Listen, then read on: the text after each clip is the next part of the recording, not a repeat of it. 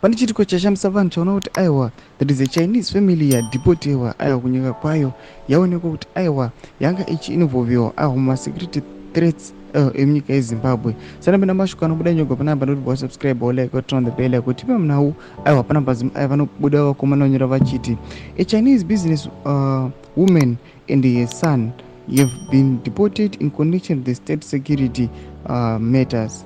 Li Song and Hao Xiong were detained at the Hatfield police station under guard before being escorted to the Robert Gabriel International Airport.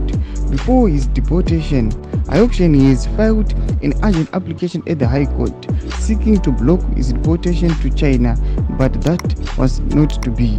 In his application, he had cited the Chief Director of Immigration and the Ministry of Home Affairs and Culture Affairs as respondents, accusing them of threatening to deport them without a court order.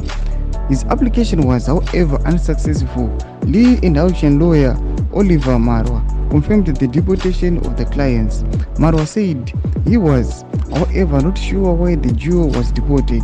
I am not sure, but I heard that it is something to do with the threats to national security, Marwa said.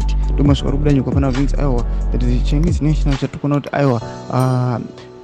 the female and the son vanodepoti vanoda kuti they were threatening the national security yenyika yeZimbabwe. Zvationa kuti their court application haina kutozobva pamushe vasati vatombopedza vakomana vanga vatoendeswa RG Mugabe International Airport kuti vadzoke kunyika kwavo. Tudze mafungiro enyu muri kudiwa pamusoro pechitiko ichi. Kuna comment section medu musano subscribe or like and turn on the bell icon.